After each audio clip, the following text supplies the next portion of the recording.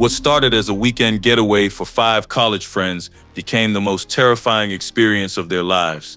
This is the true account of what happened during those 3 days in Blackwood Forest, reconstructed from police interviews, cell phone footage, and the journal entries found at the abandoned campsite. 3 survivors, 2 missing persons, one mystery that authorities still can't explain. The friends had planned this trip for months, ever since Sarah Chen stumbled across an obscure post on a hiking forum during her late-night study sessions.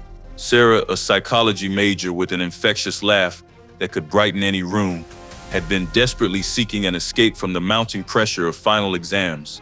The forum post was buried deep in a thread about undiscovered camping spots, written by someone with the username ForestWalker73, who claimed to know a location so remote that most maps didn't even show it.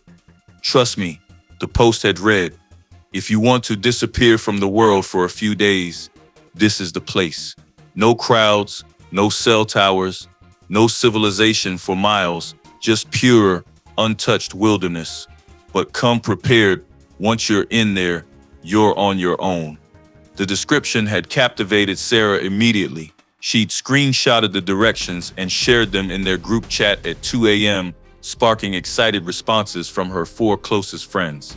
They'd been camping together since freshman year, each trip strengthening the bonds that had formed during those awkward first weeks of college orientation. Marcus Rodriguez had been the most enthusiastic about the plan. As a film school student, constantly searching for unique content for his portfolio, the idea of documenting an expedition into truly virgin territory appealed to both his artistic sensibilities and his practical need for graduation requirements. He'd immediately begun planning shot lists and equipment needs, envisioning sweeping drone footage of untouched forest canopy and intimate campfire interviews with his friends. Emma Walsh brought a different energy to their group. She was the practical one, the planner, the one who remembered to pack first aid kits and emergency supplies. Her grandmother's vintage camping gear, inherited after the old woman's death the previous year, gave their expeditions a touch of nostalgia and proven reliability. The canvas tents and cast iron cookware had served 3 generations of Walsh family adventures. The Morrison twins, Jake and Danny, were inseparable in that way that only identical siblings could achieve. They finished each other's sentences, shared the same dry sense of humor, and had an almost supernatural ability to coordinate physical tasks without speaking. Jake was technically 3 minutes older, a fact he never let Danny forget, while Danny was slightly more cautious, often serving as the voice of reason when Jake's adventurous spirit got ahead of his common sense. Together, the 5 of them formed a tight-knit group that had weathered 3 years of college drama, relationship breakups, academic stress, and family crises. This camping trip was meant to be their celebration, a way to decompress after final exams and spend quality time together before summer internships and jobs scattered them across the country. None of them had bothered to research the history of Blackwood Forest, despite Emma's usual thoroughness in trip planning. If they had dug deeper than ForestWalker73's tantalizing post, they might have discovered disturbing patterns buried in old newspaper archives.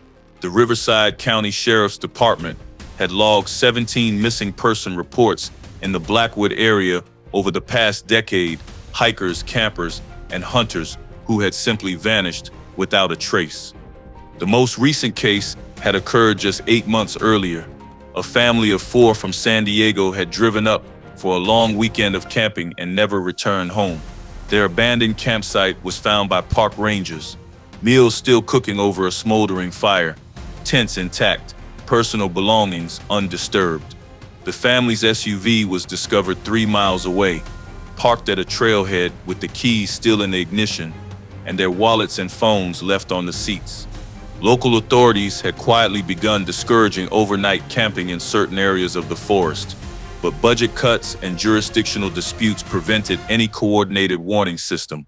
The official position remained that the missing persons were likely victims of accidents, people who had wandered off trails and become lost in the vast wilderness, their remains eventually claimed by the elements and scavenging animals. But longtime residents of the small town surrounding Blackwood Forest whispered different theories. They spoke of strange lights moving through the trees at night, of hunters who reported being stalked by unseen watchers, of inexplicable sounds echoing from deep in the woods, sounds that seemed almost human but carried an undertone that raised primitive fears in anyone who heard them. The local Paiute tribe had their own warnings about the area, passed down through generations of oral tradition. Their elders spoke of a place where the boundary between the world of the living and the world of the dead grew thin, where spirits of those who died violently in the forest were trapped, doomed to repeat their final moments for eternity. They called it the walking ground and had avoided it for centuries. But none of this information was easily accessible to 5 college students planning a weekend getaway. The internet searches they performed yielded nothing more threatening than standard wilderness safety warnings about bears, rattlesnakes, and the dangers of hiking alone. The drive to the forest took much longer than anyone had anticipated, turning what should have been a scenic 3-hour journey into a 6-hour odyssey through increasingly remote territory. Sarah's GPS lost signal somewhere near the small town of Pine Ridge, the last outpost of civilization before the road wound up into the mountains. The town consisted of little more than a gas station, a general store, and a diner that looked like it hadn't been updated since the 1960s. They'd stopped there to fuel up and grab snacks, drawing curious stares from the handful of locals nursing coffee at the diner's worn Formica counter. An elderly man in a faded flannel shirt had approached them as they loaded supplies into Marcus's Honda Pilot. "Y'all heading up to the forest?" he'd asked, his weathered face creased with concern. "Just camping for the weekend," Sarah had replied cheerfully, "getting away from the city for a few days." The old man had studied their group with eyes that held decades of mountain wisdom. "You be careful up there. Forest got a way of playing tricks on folks who don't know its moods. Stick to the marked trails and don't go wandering off alone, especially after dark." At the time, they dismissed his warnings as typical small-town superstition, the kind of vague cautions that locals always gave to city visitors. But now, looking back at the security camera footage from that gas station, later reviewed by investigators, the old man's expression seemed less like casual concern and more like genuine fear. From Pine Ridge, the road had deteriorated rapidly. What started as cracked asphalt became patched concrete, then gravel, then finally a narrow dirt track, barely wide enough for their vehicle. Marcus had been forced to drop their speed to a crawl as branches scraped against the windows and rocks pinged off the undercarriage. "Are you absolutely sure this is right?" Emma had asked for the 4th time, consulting the printed directions they copied from Forest Walker 73's post. The handwriting was getting harder to read in the fading afternoon light filtering through the dense canopy overhead. The forum post said it was remote. Sarah had replied, though her own confidence was beginning to waver. "That's what we wanted, right? Complete isolation?" Danny had been keeping track of their progress with a handheld GPS unit, one of his father's old military surplus items that worked without cell tower signals. "According to this, we've been climbing steadily for the past hour. We're at about 6,200 feet elevation now." Jake had been characteristically optimistic about their increasingly challenging journey. "Think of it as part of the adventure. By the time we get there, we'll really feel like we've escaped civilization." The narrow road had twisted and climbed through dense stands of pine and fir trees that seemed to grow larger and more imposing with each mile. Occasionally, they'd catch glimpses of distant peaks through breaks in the canopy, but mostly they'd felt enclosed, almost claustrophobic, as if the forest was slowly closing in around them. When they'd finally reached what appeared to be their destination, a widening in the road that could generously be called a parking area, they'd felt a mixture of relief and apprehension.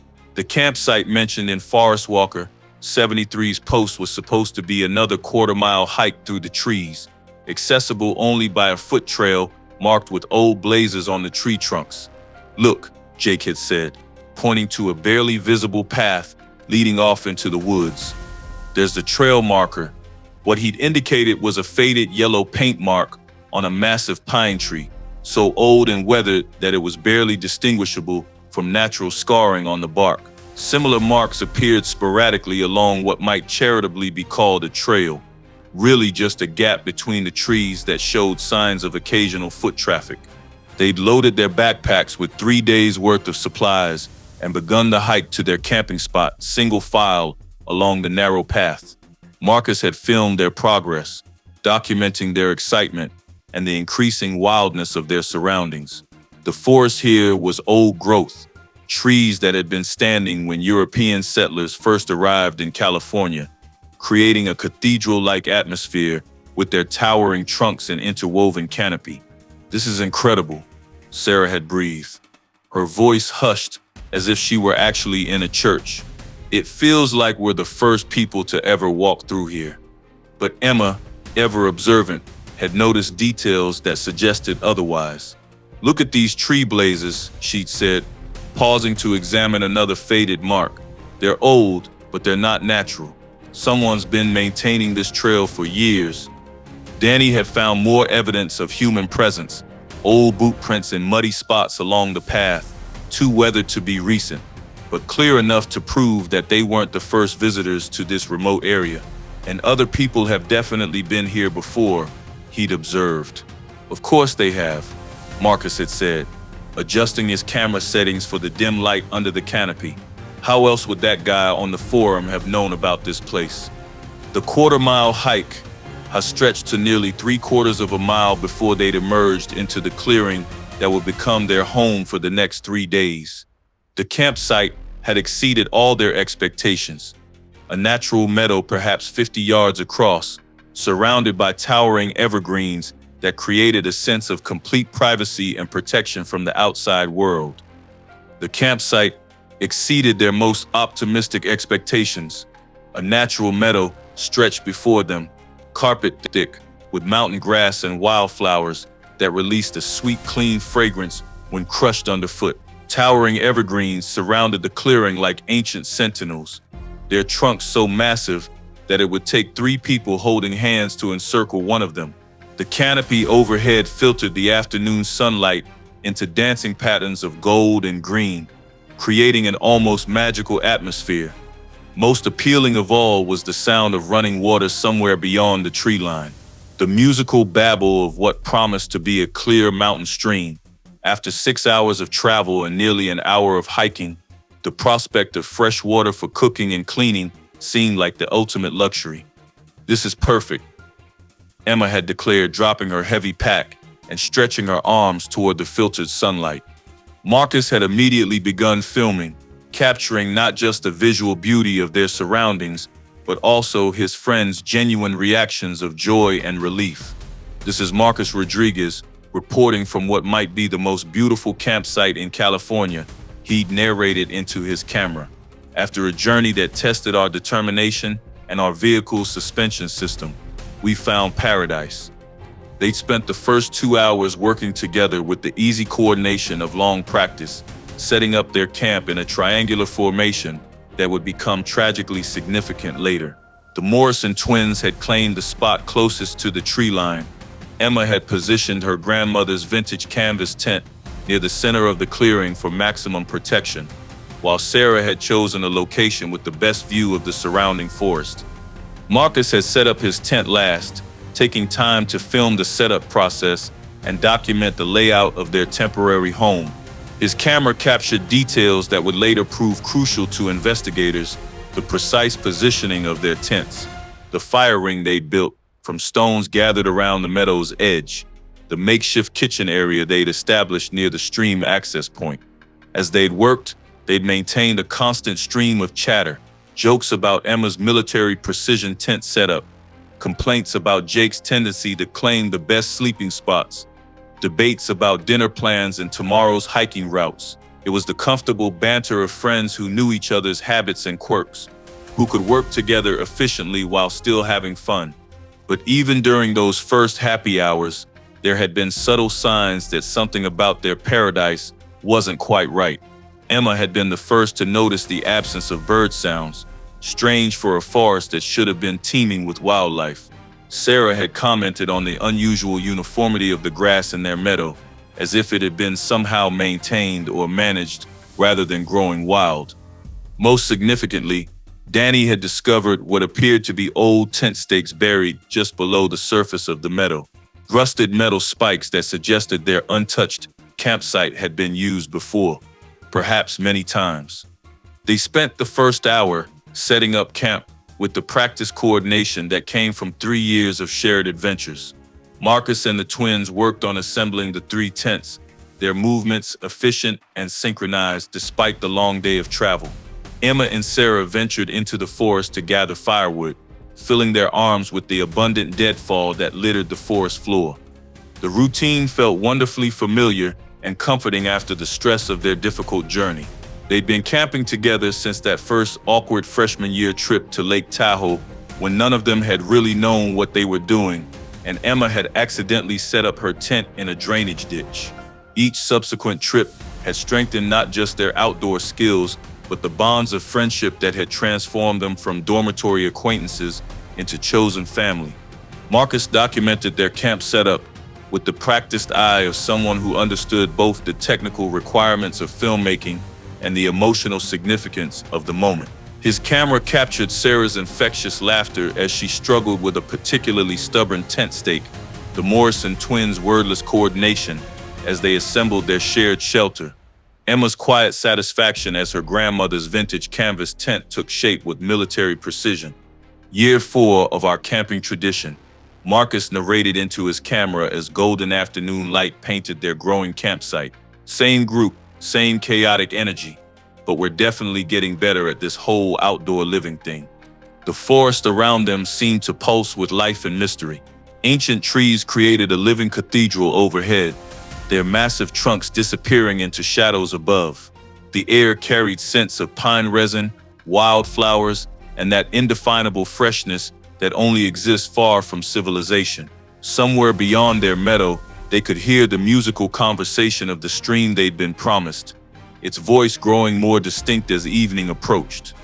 But as the afternoon progressed and shadows began to lengthen across their meadow, subtle details started to register that would later seem far more significant.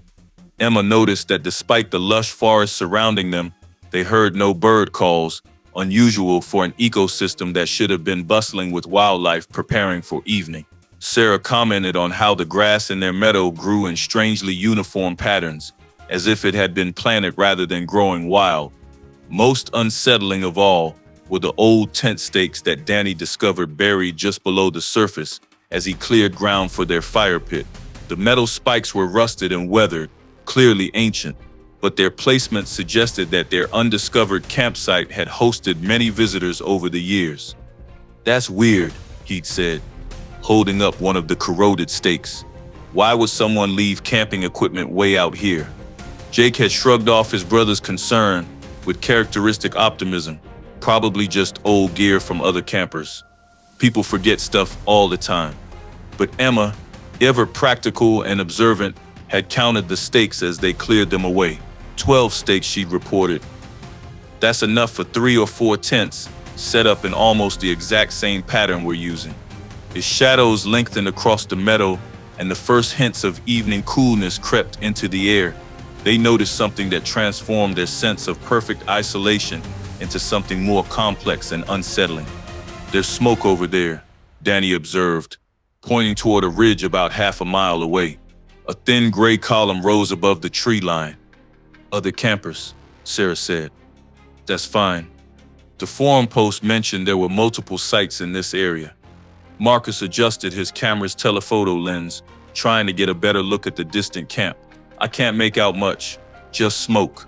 No tents or people visible." They thought nothing of it at the time. Shared wilderness was part of the camping experience. But as darkness fell and they gathered around their own fire, they noticed something odd about their neighbors. The smoke from the other camp never stopped.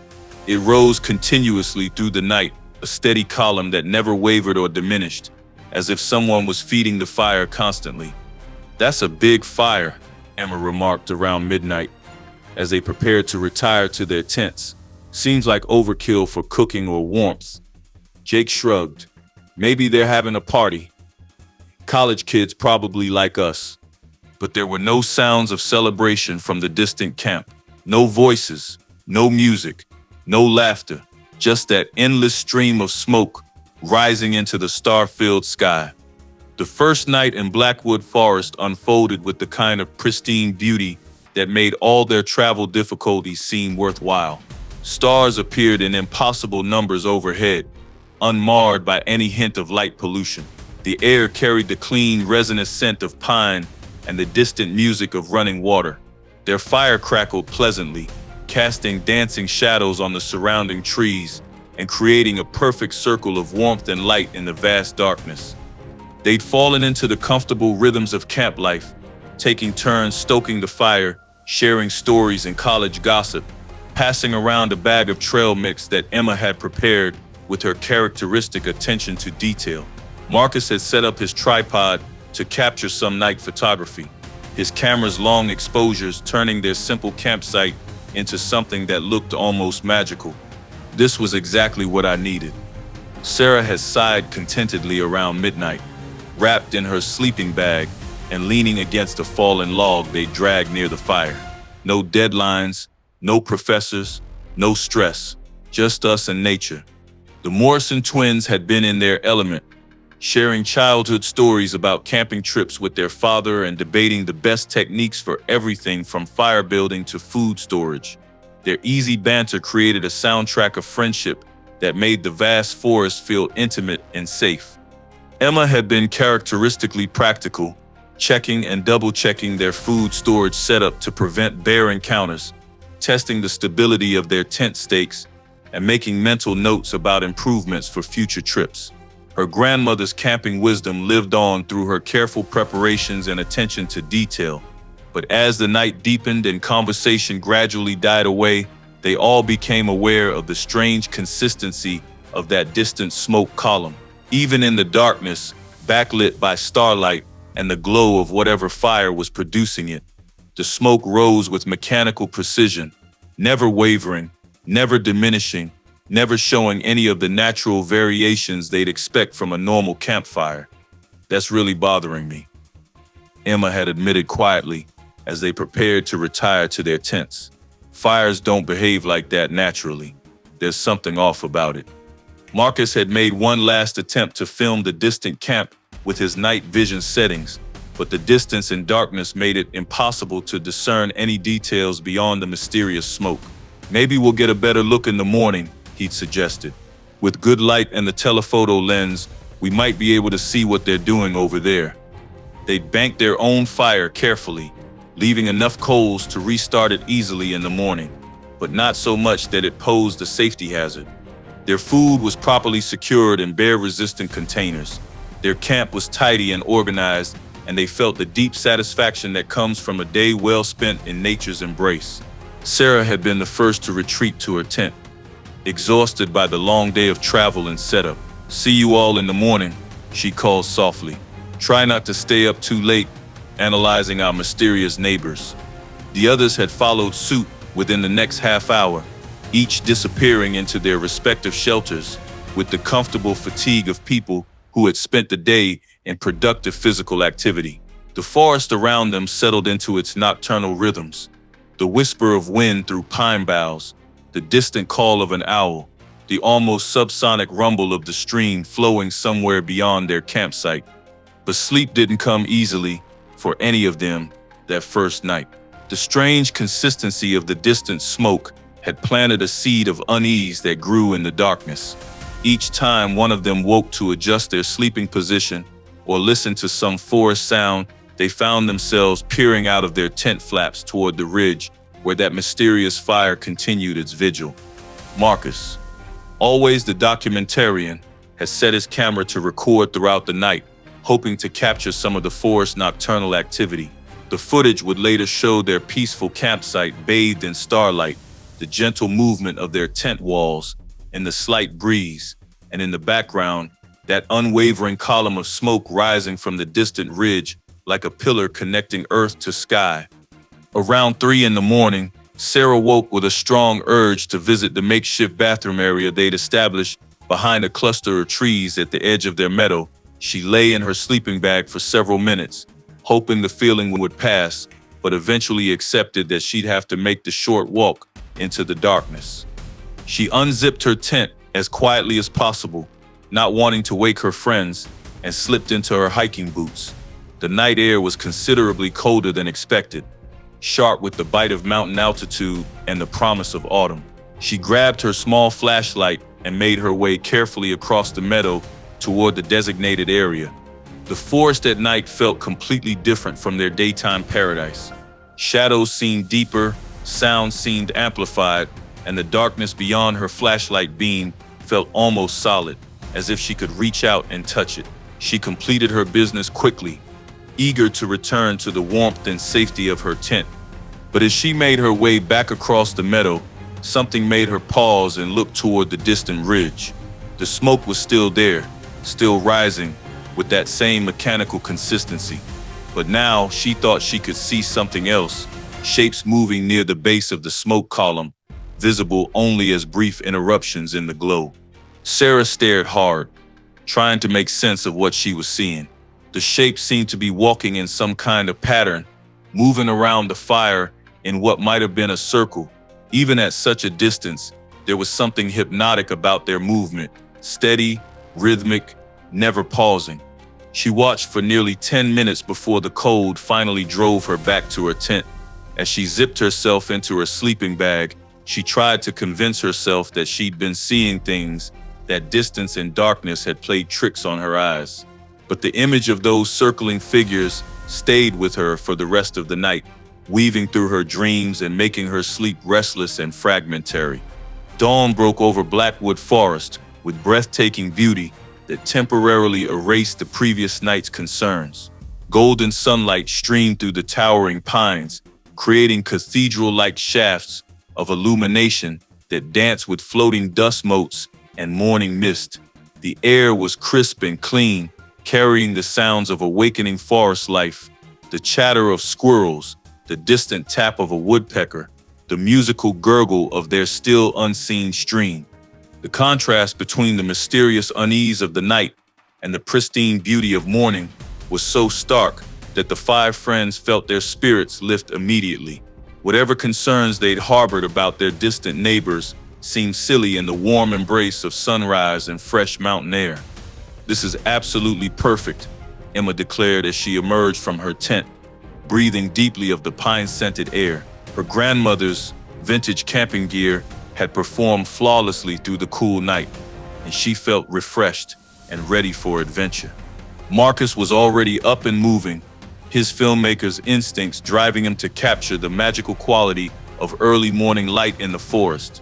His camera recorded the mist rising from the meadow grass, the way sunshine painted the massive tree trunks in shades of gold and amber, and the genuine joy on his friends' faces as they experienced the wilderness at its most welcoming.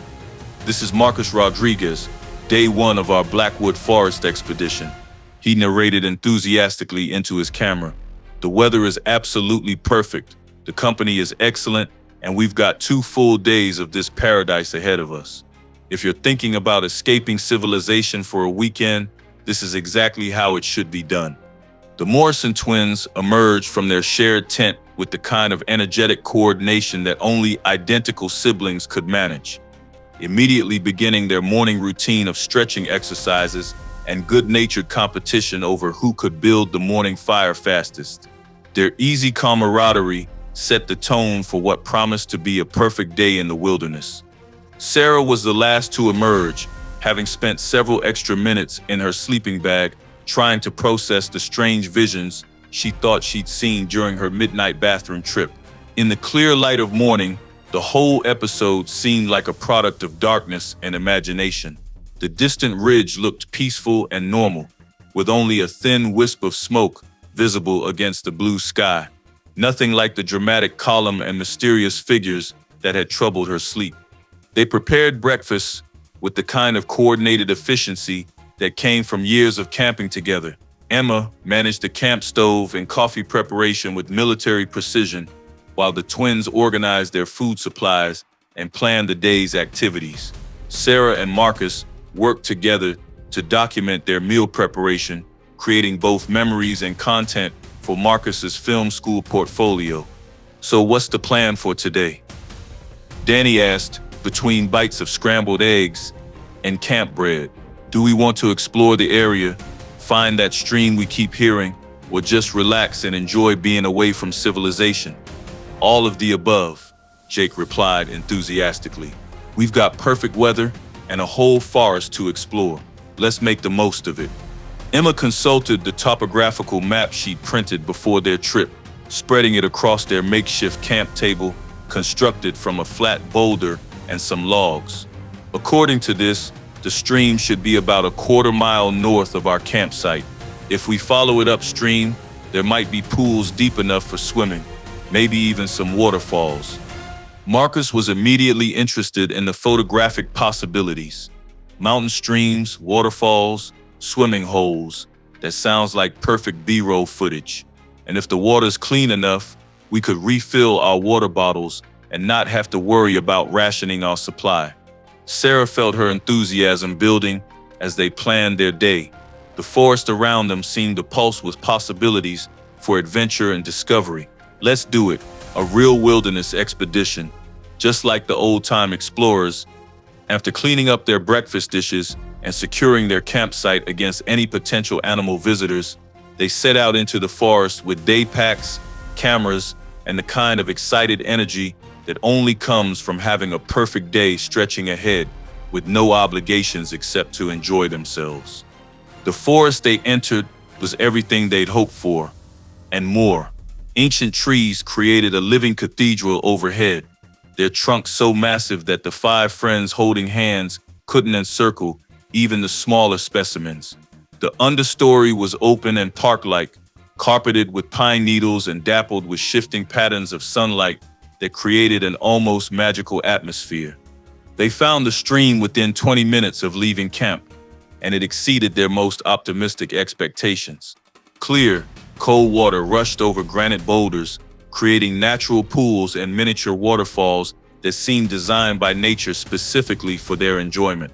The sound was musical and soothing, the perfect soundtrack for a day of exploration and relaxation. "This is incredible," Sarah breathed, kneeling beside one of the larger pools and trailing her fingers in the crystal clear water. "It's like we found our own private piece of paradise." Marcus was already filming, capturing not just the visual beauty of the stream, but also his friends' genuine reactions of wonder and delight. The footage would later serve as a heartbreaking reminder of how perfect their adventure had seemed before everything went wrong. They decided to follow the stream upstream, hoping to discover even more spectacular scenery and perhaps find the source of the water that had drawn them to this particular area of the forest. The going was easy at first, with clear paths along the banks and numerous opportunities to hop from rock to rock across the narrower sections of the waterway. But it was during this idyllic morning exploration that Emma made the discovery that would transform their weekend getaway from paradise into something far more sinister and frightening. "Jesus Christ!" she shouted, jumping backward so quickly she nearly fell into the stream. "There's something in the water." The others rushed over, partially submerged in a shallow pool, almost invisible. Beneath fallen leaves and algae was a metal contraption with rusty teeth. A beaver trap, or something similar, though it looked far too old to be legally set. Marcus filmed it carefully. "That thing looks ancient. Look at the rust. It's been here for years." "Decades, maybe," Sarah added, crouching for a closer look while being careful not to touch it. Danny waded in and used a stick to trigger the mechanism. The trap snapped shut with a sound that made them all flinch, a sharp metallic clang that echoed off the trees. Even rusted and waterlogged, the thing still had enough power to break bones. "We should mark this spot," Emma said. "Make sure we don't accidentally step in it later." They found two more traps on their hike. One was set on what appeared to be an animal trail, concealed beneath a thin layer of pine needles. The other was positioned near a natural clearing, where deer might come to graze. Both were old, rusted, and illegal. There were no hunting seasons that would justify setting such traps, and certainly not in an area designated for camping. "This is weird," Jake said, as they examined the third trap. "Who abandons hunting equipment like this? These things are dangerous." Marcus kept his camera rolling. "Maybe we should report this to the park rangers when we get back." "Definitely," Sarah agreed. "Someone could get seriously hurt." They spent the rest of the day more cautiously, staying closer to their campsite and testing the ground ahead with sticks before walking through unfamiliar terrain. The discovery had put a damper on their adventurous mood, but they told themselves it was just old equipment left behind by careless hunters. That evening, as they cooked dinner over their fire, they got their first clear look at their neighbors. 3 figures moved around the distant camp, silhouetted against their own fire. Even at half a mile away, there was something unsettling about their movements. They seemed to walk in circles around their fire, never stopping, never sitting down. When Marcus tried to film them with his telephoto lens, the figures were too far away and the light too dim to make out any details. "That's odd," Emma said, watching the distant figures through Marcus's camera viewfinder. "Maybe it's some kind of ritual," Sarah suggested. "Native American ceremony or something." "For 12 hours straight?" Danny asked. "They were doing the same thing last night." The circular walking continued well into the evening. The 5 friends found it increasingly difficult to ignore. There was something hypnotic about the distant figures, walking their endless circuit around their fire, never pausing, never varying their pace. "I'm going to bed," Emma announced, around 11 o'clock. "This is creeping me out." The others followed her lead, retreating to their tents earlier than planned, but sleep didn't come easily. The knowledge that 3 strangers were performing some incomprehensible ritual just half a mile away made the forest seem less welcoming, less safe. Marcus lay in his sleeping bag, listening to the sounds of the night. Owls hooted in the distance. Something rustled through the campsite, probably a raccoon investigating their food storage. But underneath these familiar sounds, he thought he could hear something else.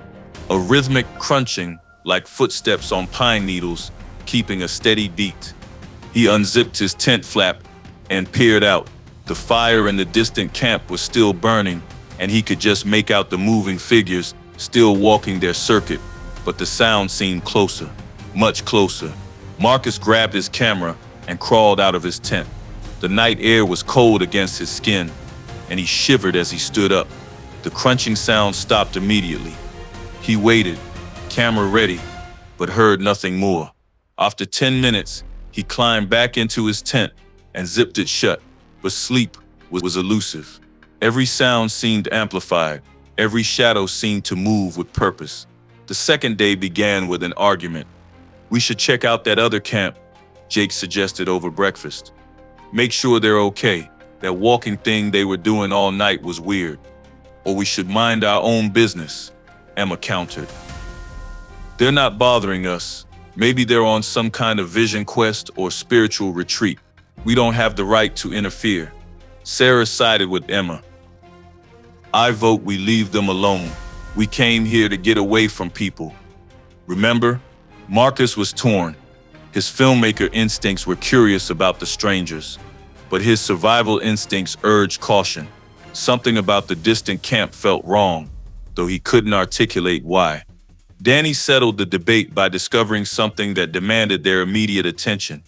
"Guys," he called from the edge of their campsite, where he'd gone to collect water from the stream. "You need to see this." They found him staring at the ground near their water source. In the soft earth beside the stream, clearly visible in the morning light, were footprints. Human footprints, but not from any of their group. The prints were large, made by heavy boots with a distinctive tread pattern. They led from the tree line to the stream, then paralleled the water for about 20 feet before disappearing on the rocky ground near their campsite. "Someone was here last night," Danny said unnecessarily. Marcus filmed the footprints from multiple angles. "These are fresh, made after the dew fell, but before sunrise." "How do you know that?" Emma asked. See how the edges are sharp? If these were made yesterday, they'd be more weathered, and there's no dew inside the prints, which means they were made after the dew settled, but before the sun evaporated it. Kira felt a chill that had nothing to do with the mountain air. So someone was walking around our camp in the middle of the night. They followed the footprints as far as they could track them, but the trail went cold on a patch of rocky ground about 50 feet from their tents. Whoever had made them had approached from the direction of the distant camp, gotten close enough to observe their sleeping area, then retreated the same way they'd come. Maybe they were just checking to see if we were okay, Jake suggested. But his voice lacked conviction. At 3 in the morning, Emma shook her head. That's not a welfare check, that's surveillance. The discovery cast a shadow over their second day. They stayed closer to camp, taking turns keeping watch, while the others hiked or relaxed. Marcus filmed everything, documenting their growing unease as the hours passed. The distant camp remained active throughout the day.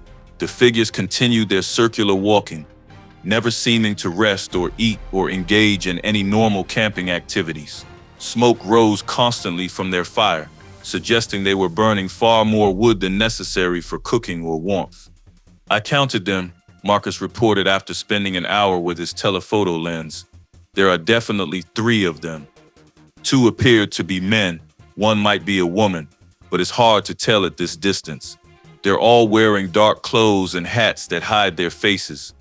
What are they carrying? Sarah asked. That's the thing. I can't tell. Sometimes it looks like they have packs or bags, but other times their hands seem empty. The image is too grainy to be sure. As afternoon faded into evening, their anxiety increased. The knowledge that strangers had visited their camp during the night made every shadow seem threatening, every sound potentially hostile. They prepared dinner early, hoping to eat and secure their campsite before full darkness fell. But as they sat around their fire, sharing a meal and trying to maintain normal conversation, they became aware of a new development. The smoke from their camp, Emma said suddenly. Look at it. The column of smoke that had risen steadily for 2 days was changing.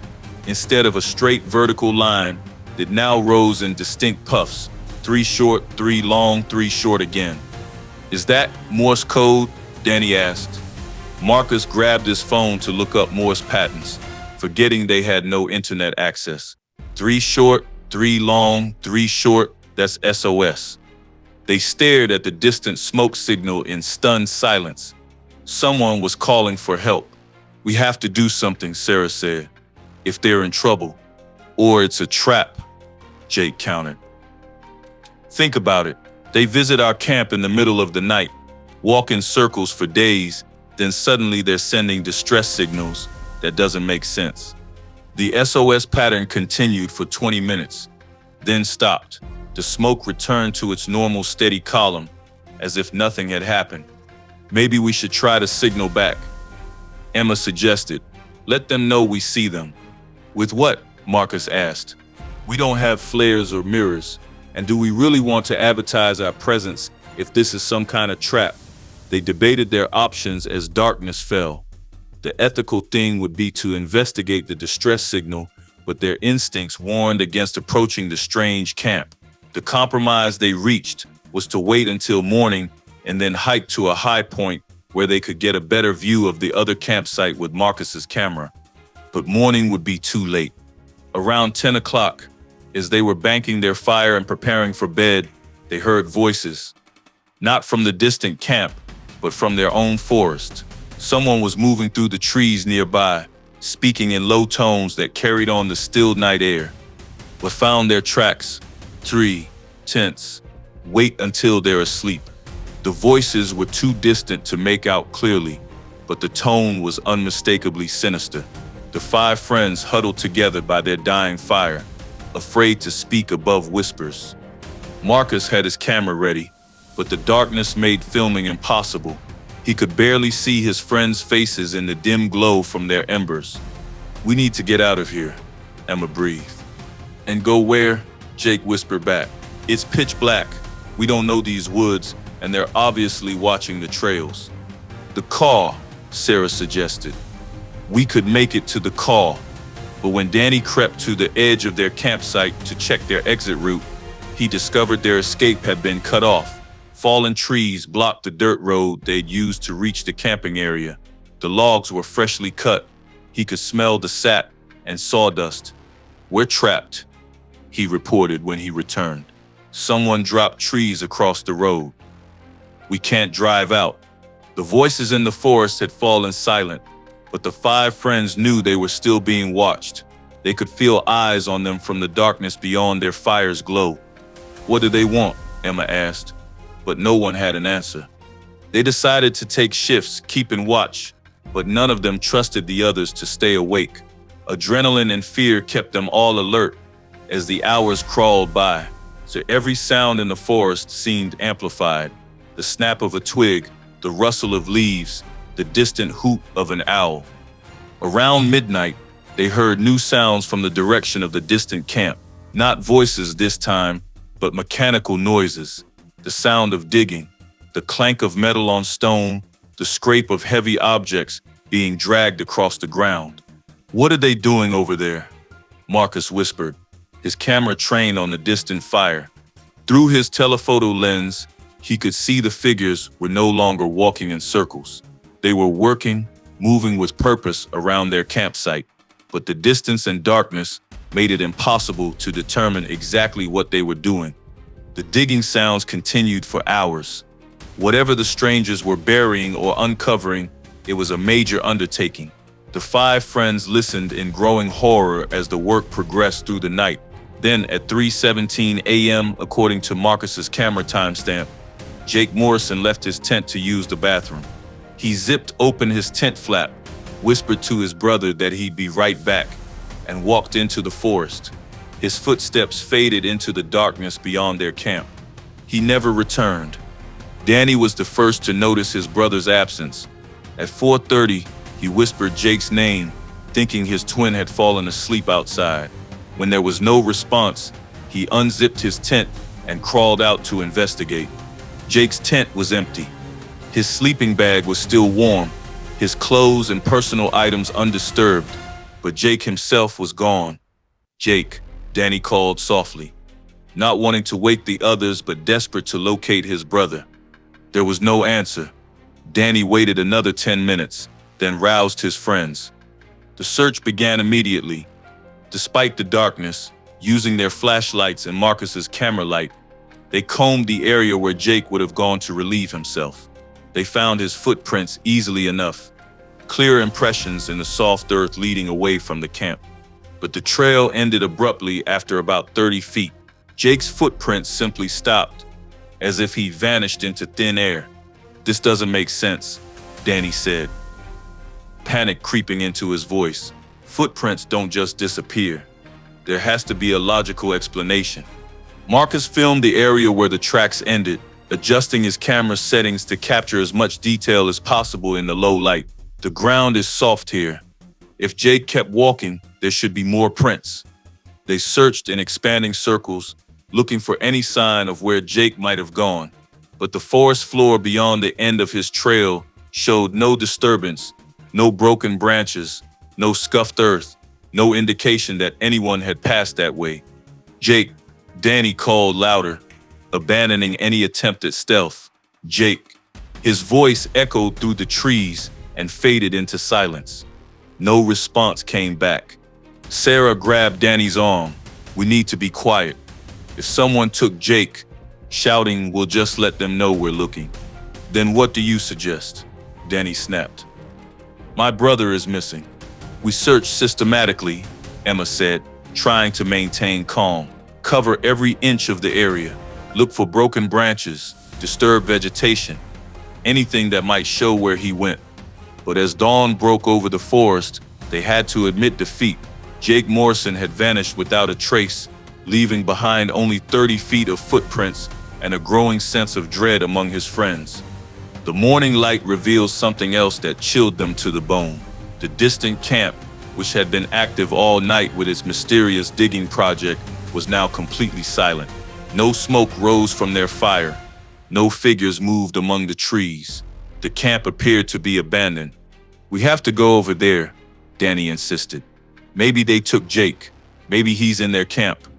"It could be a trap," Emma argued.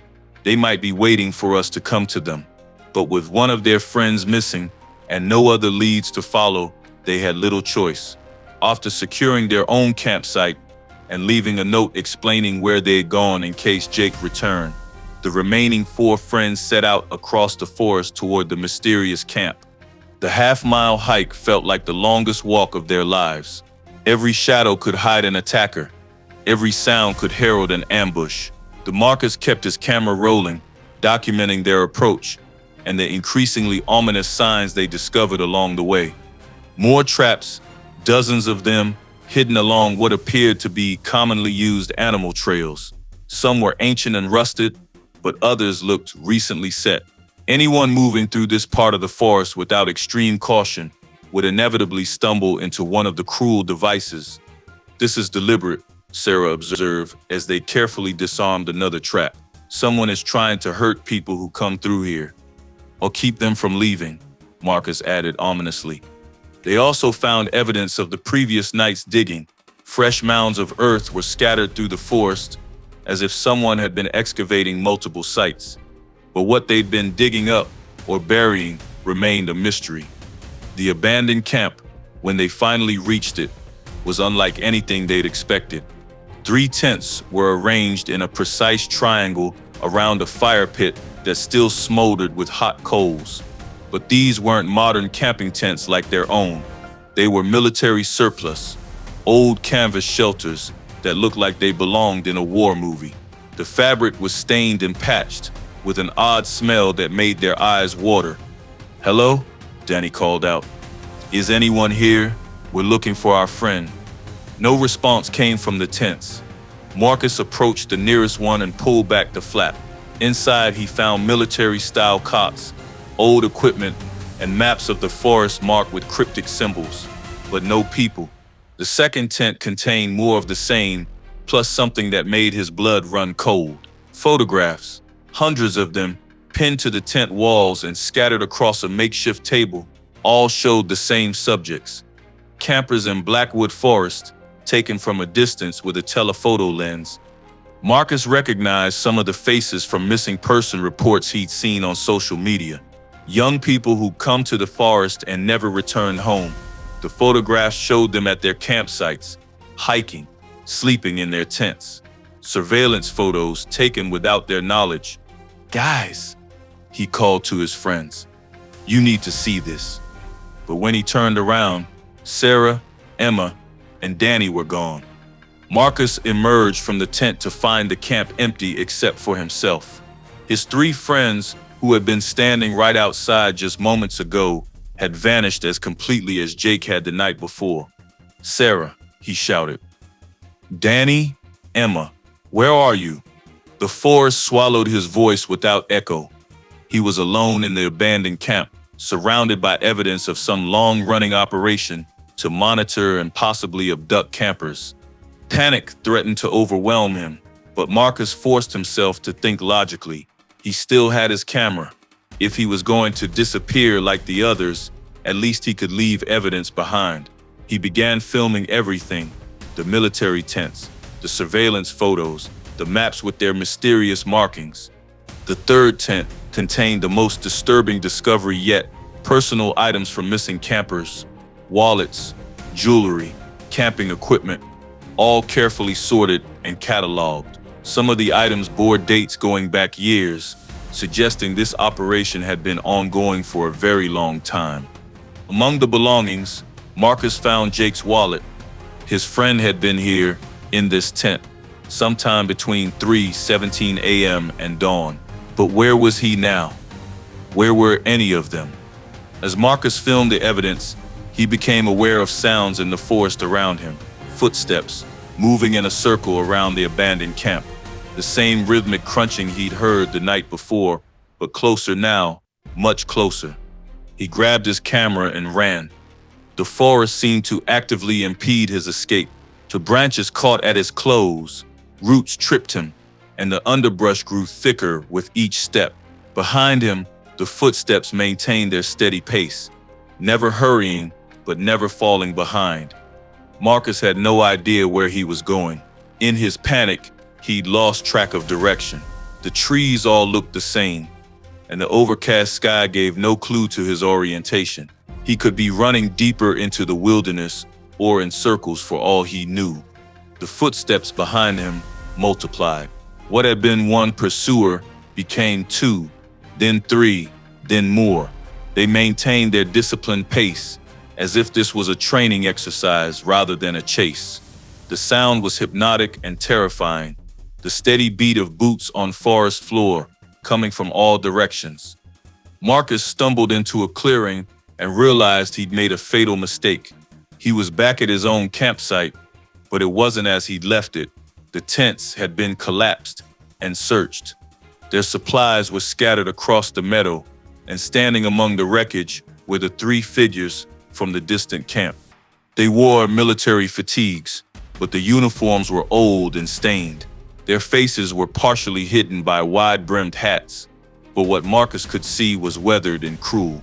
One of them held Jake's jacket. Another carried Emma's distinctive red backpack. "You've been filming us," the tallest figure said. His voice was rough, as if he hadn't spoken in years. Marcus raised his camera, but his hands were shaking too badly to keep the image steady. "Where are my friends? What did you do with them?" "Same thing we're going to do with you," the figure replied. The last entry in Marcus's camera shows the three figures advancing toward him. The image shakes violently, then cuts to black. The audio continues for 37 more seconds, recording his screams and the sounds of a struggle before the recording ends abruptly. Park rangers found the abandoned campsite 3 days later, after Marcus's parents reported him missing. The scene was exactly as described in this account: collapsed tents, scattered supplies, and no sign of the 5 college friends who had come to spend a peaceful weekend in nature. The investigation lasted 6 months. Search teams combed thousands of acres of wilderness. Helicopters equipped with thermal imaging flew grid patterns over the forest. Bloodhounds followed scent trails that inevitably led nowhere. Marcus's camera was recovered from the campsite, its memory card intact. The footage provided crucial evidence about what had happened, but raised more questions than it answered. Who were the three figures in military uniforms? How had they operated in Blackwood Forest for years without detection? And what had become of the 5 missing students? The distant camp mentioned in Marcus's video was never found. Teams searched the area extensively, but discovered no trace of the military-style tents or the surveillance operation they allegedly contained. Some investigators suggested the students had fabricated the entire story for reasons unknown. Others theorized that the camp was mobile and the perpetrators had fled after taking their victims. But hunters and hikers continued to report strange incidents in Blackwood Forest. Figures walking in circles around fires that burn all night. Old military equipment found in impossible locations. And most disturbing of all, the sound of young voices calling for help from deep in the wilderness, voices that go silent when anyone tries to follow them. The families of the 5 missing students have never stopped searching. They've organized volunteer search parties, hired private investigators, and lobbied for expanded official searches. But Blackwood Forest keeps its secrets. Local authorities now recommend against overnight camping in the area. Trail markers warn visitors to stay on designated paths and travel in groups. But every year, a few adventurous souls ignore the warnings and venture into the deep woods, drawn by the promise of untouched wilderness and perfect solitude. Some of them come back with stories of strange encounters, figures in the tree line, surveillance photos left at their campsites, the sound of digging in the middle of the night. Others never come back at all, joining the growing list of those who entered Blackwood Forest and simply vanished. The investigation remains open. Somewhere in those thousands of acres of pine and shadow, answers are waiting. The question is whether anyone will live long enough to find them. Because if Marcus Rodriguez's camera footage is accurate, the 5 college friends weren't the first victims of whatever operates in Blackwood Forest. The surveillance photos found in that phantom camp showed dozens of faces, young people who thought they were escaping civilization for a few days, only to discover that civilization wasn't the most dangerous thing they needed to escape from. The forest watches, the forest waits, and sometimes, on quiet nights when the wind is still, you can hear it calling new victims to join those who came before. Don't go alone into the deep woods. Don't ignore the warning signs. And if you see smoke rising steadily from a distant camp, if you hear the sound of footsteps circling your tent, if you find your friends' belongings scattered among military surplus and surveillance photos, run fast and don't look back. Because in Blackwood Forest, not everyone who goes missing stays missing forever. Some of them come back changed, wearing old uniforms and walking in endless circles around fires that never die. Some of them become the watchers, the hunters, the ones who set the traps for the next group of unsuspecting campers. And maybe that's the most terrifying truth of all, that Jake Morrison, Sarah Chen, Emma Walsh, Danny Morrison, and Marcus Rodriguez are still out there somewhere, walking their eternal patrol through the pine trees, waiting for the next victims to arrive. The forest never forgets, the forest never forgives, and the forest never lets go.